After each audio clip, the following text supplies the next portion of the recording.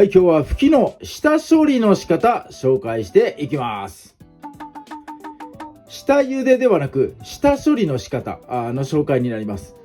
ここでいう下処理とは、2つポイントがあります。皮むきとアク抜き。皮むきとアク抜きをするための処理として、今日はですね紹介していきます。なので下茹でではないので完全に、加熱されているわけではありません。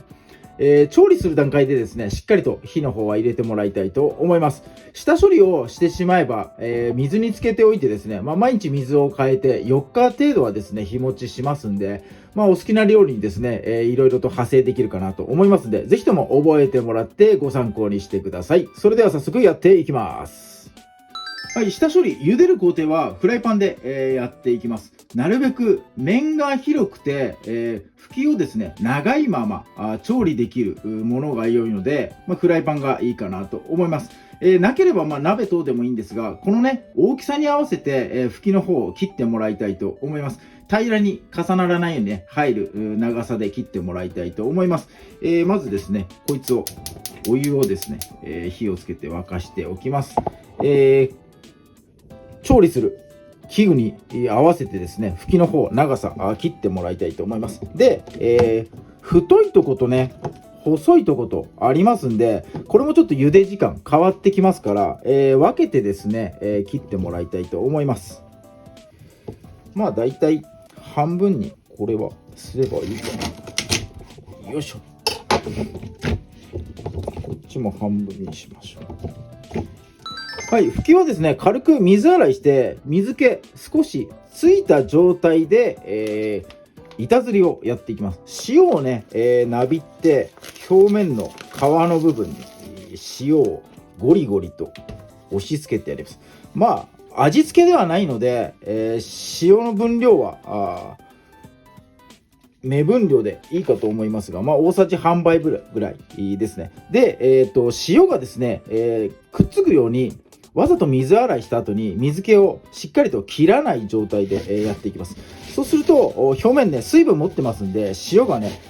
くっついてくれますから、これやりやすくなります。コロコロと転がして、表面に塩をなびってやればそれで OK です。これはですね、もう味付けじゃなくて皮を剥きやすくするために皮の部分にですね塩を入れてやって、身と皮を剥離するために、やっていきます。あとはですね、茹でた時に、色落ちしないようにっていうのもあります。塩したらですね、もうこのまましておいてください。お湯が沸くまでの時間分でいいかなと思います。ちょっとね置いてやるとまた塩がね中入っていって皮がね剥がれやすくなりますから、このまま置いておきます。はい、沸騰しましたんで、茹でていきたいと思います。まずね、太い方だけ、太いグループのものだけ、先に入れていきます。塩ついたままで OK です。太いチーム、2分間まず茹でていきます。はい、太いチームを入れて2分経ったらですね、今度は細い方、こいつを入れてやります。細いのも入れたらさらにですね2分ですね。なので、太いチームの拭きは4分間茹でて、細いチームはですね2分間茹でることになります。茹でていくと茹で汁がですね黒く濁ってきます。これアクです。アクが出てきてる証なので、黒くね濁った方が正解です。濁ってなくても全然問題ないんです。アクの量ね、拭きによって個体差ありますから、若干ね黒くなるぐらいになるかなと思います。この後ですね、2分経ったら今度は冷水にさらしていきます。ただ冷水にさらす器、ボウル、このね拭きのこの長いものが入る大きさってなかなかないと思うんで、もう僕はですねこの今使ってるこのフライパン、こいつを使って、冷水にさらしていっちゃいます。はい、ではフライパンごとですね、もうシンクの中で、ジャバジャバとお水をかけて冷水にさらしていきます。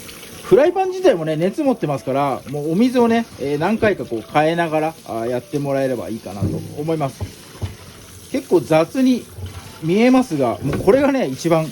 効率がいいかなって思います。もう大きいボールとかね、ないので、これ入るボールないので、これが一番手っ取り早いです。プラスですね、この作業が一番キーポイントになってきます。温度差があればあるほど、皮が剥きやすく浮き出てきますのと、茎のですねこの鮮やかな緑色